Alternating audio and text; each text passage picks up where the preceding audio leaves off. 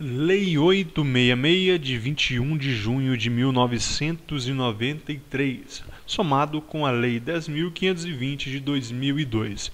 Meu nome é Aprígio de Souza Soares. Nós estudaremos agora então a Lei de Licitações e Contratos Administrativos. Observe, pessoal, que nós faremos esse vídeo com o mesmo aspecto dos vídeos que nós temos feito neste canal. Nós estudaremos todos os artigos, todas as incisos, todas as alíneas e ainda acrescentaremos com qualquer jurisprudência ou doutrina a respeito, para que nenhuma questão da prova venha nos pegar na hora do concurso. Pessoal, eu sempre digo no início de um trabalho que eu já peço desculpa de início por qualquer barulho externo, construção, animais, porque nós não temos um estúdio adequado, mas nós faremos o possível para que o material esteja bom, para que você consiga assimilar o conteúdo. Então vamos para a lei. Disposições gerais dos princípios, artigo 1º. Esta lei estabelece normas gerais sobre licitações e contratos administrativos, pertinentes a obras, serviços, inclusive publicidade, compras, alienações, locações e locações no âmbito dos poderes da União, dos Estados, do Distrito Federal e dos municípios. Pessoal, sempre que a administração pública for fazer um negócio qualquer, seja de compra, ela deve, seja de serviço, compra, alienações, locações, aluguel, ela deve licitar, ela deve abrir possibilidade para que todos tenham possibilidade iguais de concorrer a este negócio, concorrer a uma vaga, concorrer a uma possível negociação, para que haja a melhor proposta para a administração pública e para que haja isonomia, para que haja igualdade de concorrência. Por exemplo, imagine que uma empresa, a administração pública vai comprar cadeiras. Ela não pode ir numa determinada empresa que fabrica cadeiras e comprar porque o dono dessa empresa é o parente do prefeito, do governador. Não pode. Ela deve abrir licitação, que vai ter o procedimento que nós veremos aqui neste estudo, e aí sim, com a melhor proposta, seja preço ou seja serviços e outros aspectos, aí sim ela vai estabelecer o contrato. Então observe aqui no artigo 1. Licitações e contratos administrativos, não só licitação e não só também contrato administrativo, mas ambos são objetos desta lei. E ainda nós temos, pessoal, que não é somente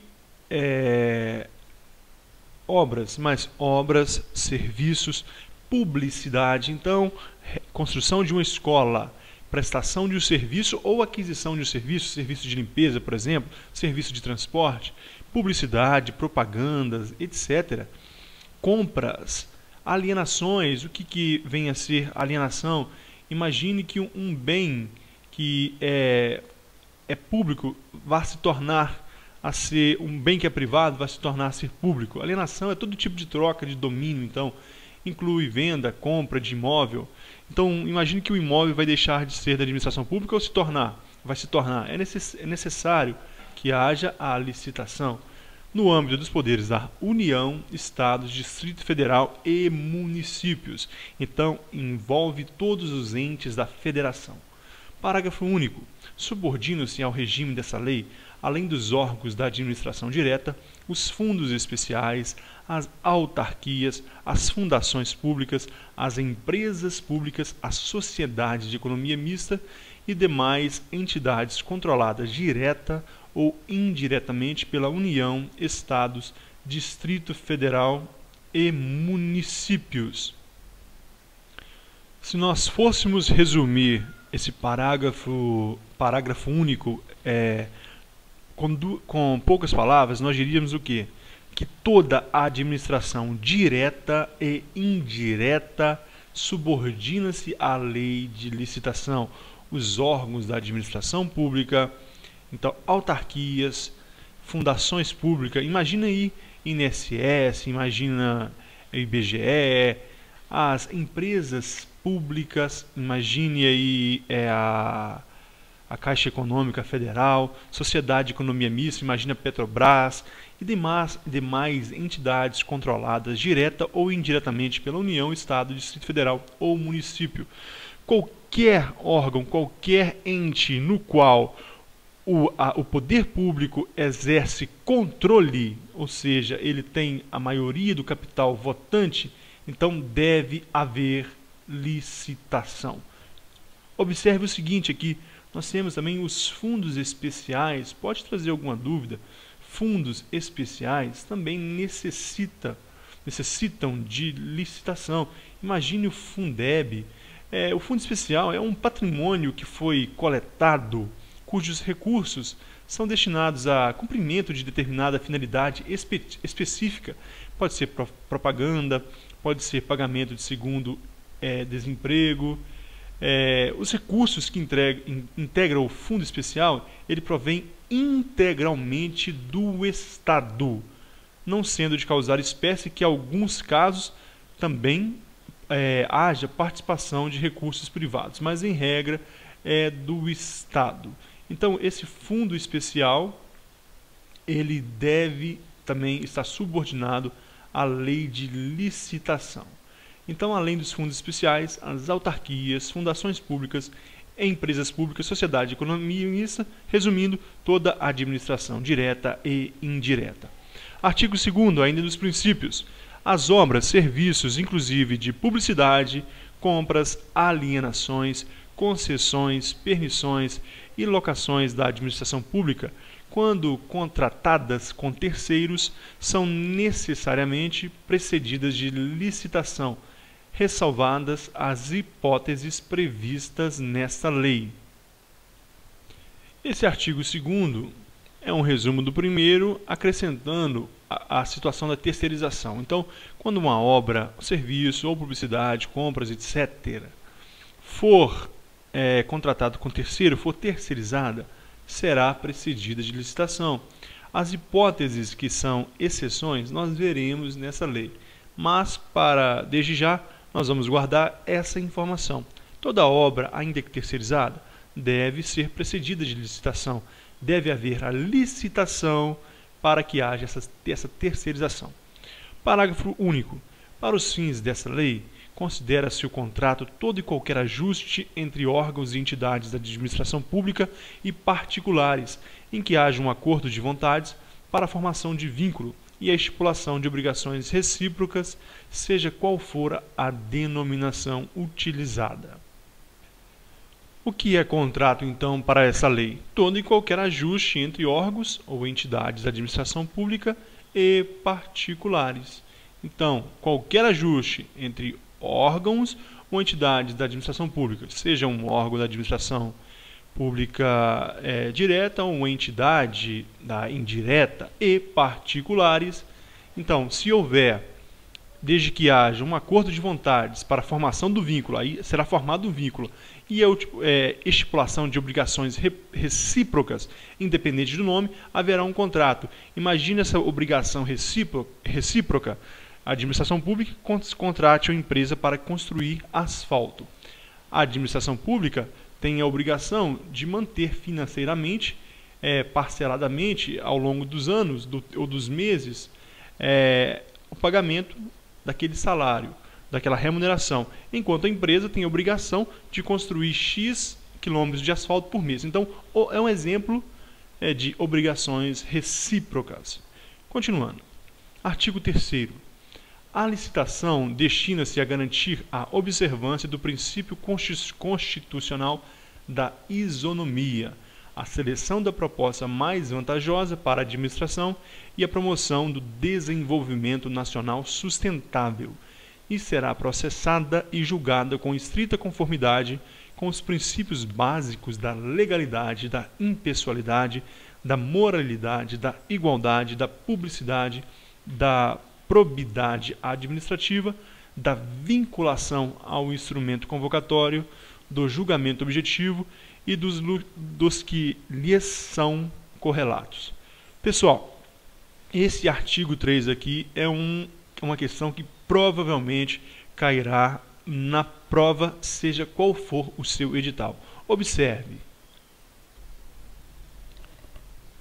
A licitação destina-se a garantir a observância do princípio constitucional da isonomia.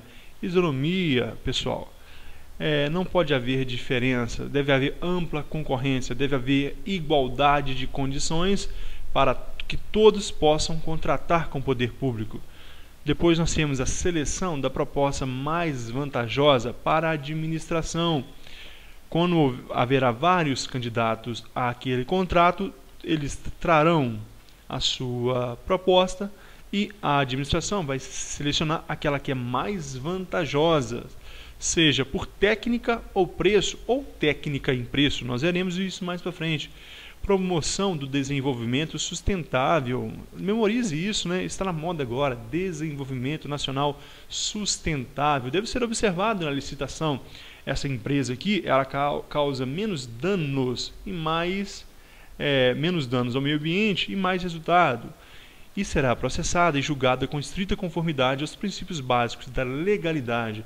Vai ser observado os trâmites legais. O trâmite legal.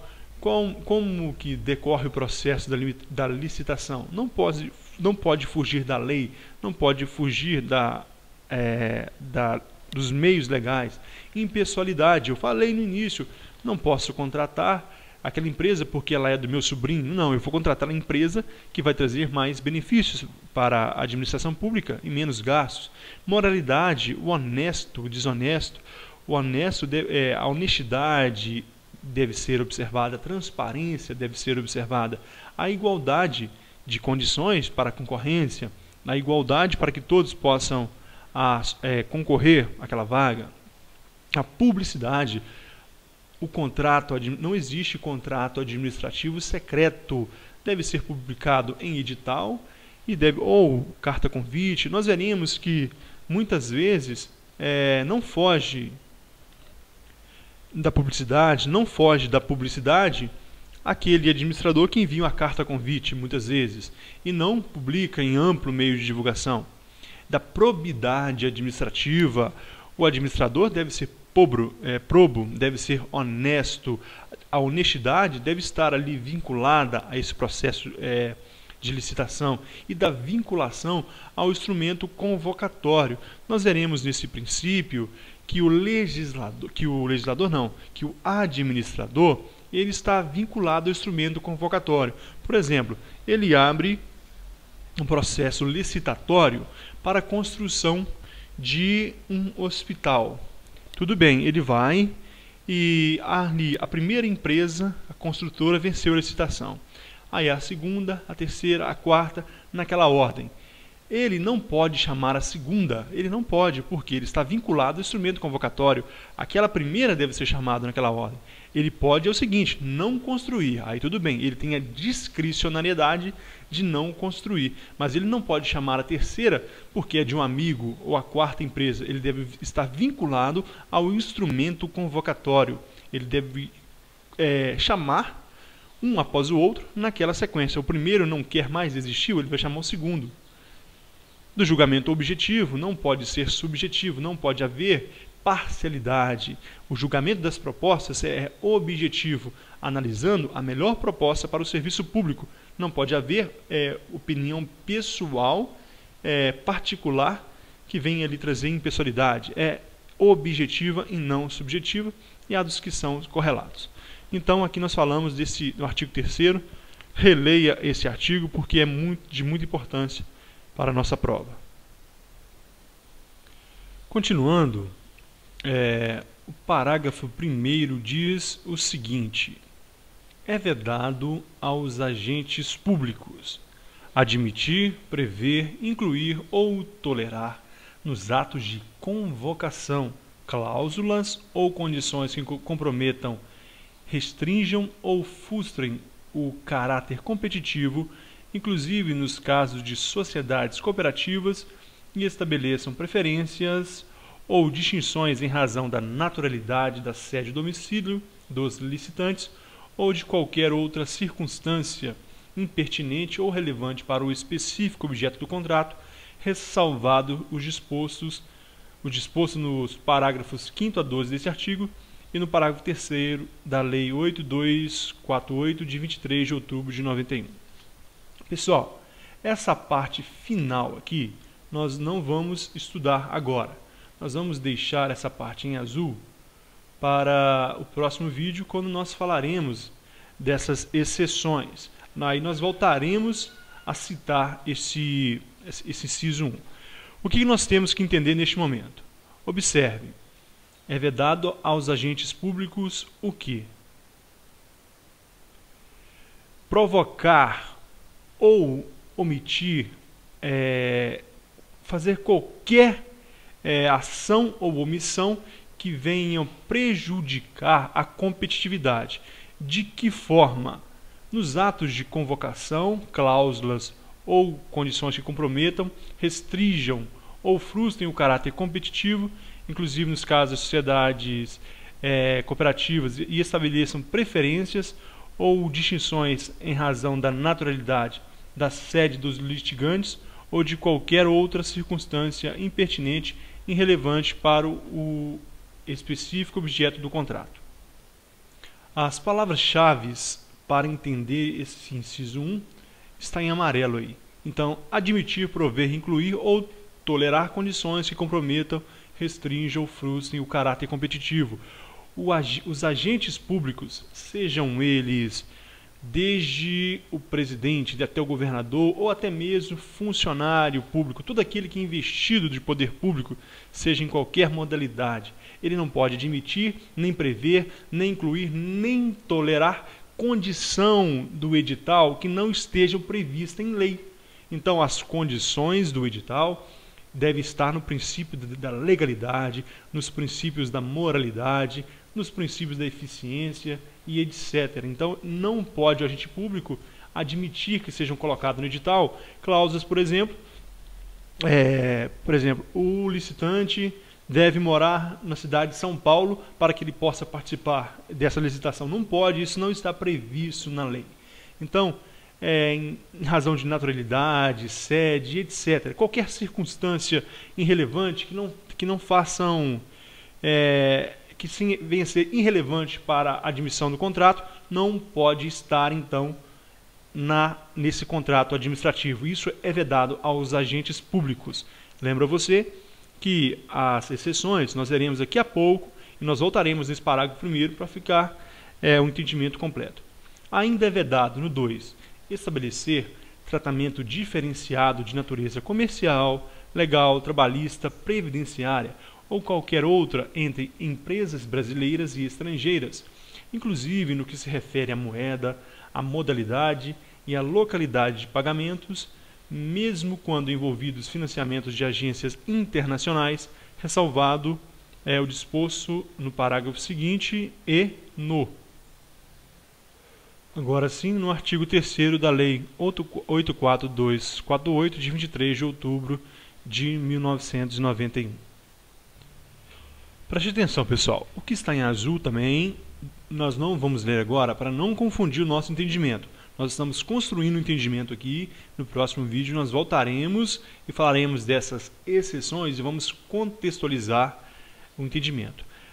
Primeiramente, neste momento, observe o que está em amarelo, em empresas brasileiras e estrangeiras. O edital não pode prever, com base no decreto ou na decisão do agente público, não pode prever o quê?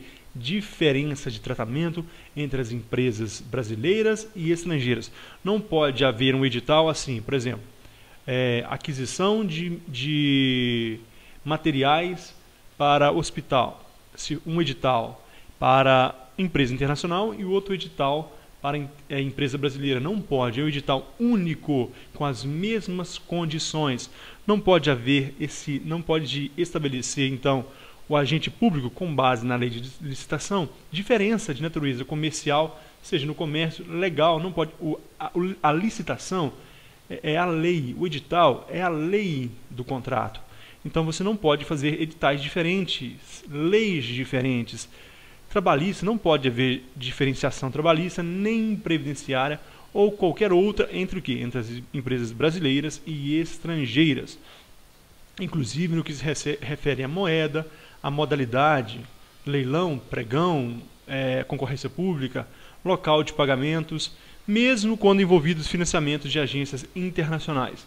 Leve para sua prova que não pode haver diferenciação entre empresas brasileiras e estrangeiras. É a informação que nós precisamos agora. No próximo vídeo, nós falaremos a exceção e voltaremos aqui. Fique tranquilo. Parágrafo 2º. Em igualdade de condições, como critério de desempate, será assegurada preferência sucessivamente aos bens e serviços. Observe, então, a ordem.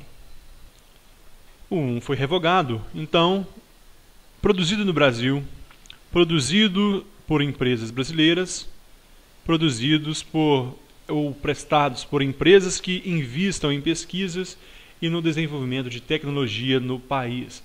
Houve duas propostas empatadas em primeiro lugar lá. Várias empresas concorreram ao contrato através da licitação. Houve um empate. Critério de desempate, qual será? Produzidos no Brasil. O seu produto que você está oferecendo é produzido no Brasil? Beleza, você ganhou a licitação. Os dois são produzidos no Brasil. Agora, produzidos ou prestados por empresas brasileiras. Um é produzido no Brasil, mas a empresa é internacional. Então, essa que é prestada por empresa brasileira, então vai vencer a licitação. E o outro critério de desempate, produzidos ou prestados por empresa brasileira por empresas que investam em pesquisa e no desenvolvimento tecnológico no país. As duas têm os mesmos pré-requisitos anterior, dos incisos 2 e 3, mas agora uma delas investe em pesquisa e desenvolvimento nacional. Ela vai, então, vencer a licitação. Parágrafo 3º. A licitação não será sigilosa. Eu falei o princípio da publicidade. Ela não será sigilosa, sendo públicos e acessíveis ao público aos atos de seu procedimento, salvo quando ao conteúdo das propostas até a respectiva abertura. A respeito aqui da publicidade, há uma exceção que você deve observar. Nesse salvo quanto ao conteúdo das propostas, eu sempre digo que a licitação é pública, é acessível a todos, ao público quanto aos seus atos de seu procedimento, salvo quanto ao conteúdo das propostas. Por quê? Nós veremos posteriormente que as propostas serão entregues à administração pública em envelopes lacrados e ficarão ali lacrados até a abertura das propostas. A abertura, então, uma empresa não pode ter acesso ao conteúdo da outra empresa antes da abertura ali das propostas, porque senão ela vai melhorar a sua proposta antes e vai prejudicar a concorrência, então. Porque os envelopes com as propostas serão entregues lacrados. Isso é o que está em verde, salvo quanto ao conteúdo das propostas até a respectiva abertura. Todos serão abertos pela equipe ali de licitação. No mesmo momento, essa abertura sim será pública. O parágrafo 4º foi vetado. O parágrafo 5º vem dizer o seguinte: nos procedimentos de licitação previsto no caput, poderá ser estabelecido margem de preferência para produtos manufaturados e para serviços nacionais que atendam às normas técnicas brasileiras. Nesse parágrafo 5º, observe, eu disse lá no inciso 1 que o poder público, o agente público, não pode incluir condição que prejudique a concorrência, salvo do parágrafo 5º ao 12 e o da lei ainda, que nós veremos no vídeo posterior. Mas desde já, observe a primeira exceção. Nós voltaremos nela, mas é a primeira exceção. Nos processos de licitação previstos no caput, poderá ser estabelecido margem de preferência para produtos manufaturados e para serviços nacionais que atendam normas técnicas brasileiras. Então, pode haver sim essa diferenciação. Um produto manufaturado brasileiro e que atenda às normas técnicas brasileiras, que foi aprovada pelo Inmetro ou por outro instituto de metrologia, então este produto terá preferência então no processo de licitação em detrimento a um produto estrangeiro. Então essa é uma exceção trazida pela lei de licitação. Ok, então pessoal, nós chegamos aos 25 minutos e nós não caminharemos mais nesse vídeo porque tenho uma certa dificuldade para fazer upload, já que eu moro no interior e eu sempre digo que a nossa internet é movida a manivela, algumas são movidas a lenha. Então, daremos continuidade no próximo vídeo. Sei que eu falei um pouco devagar nesse, porque é a estrutura da lei. A gente precisa ter um conhecimento amplo desse início para que a gente possa decorrer com mais facilidade no resto. Muito obrigado e até o próximo vídeo. Valeu!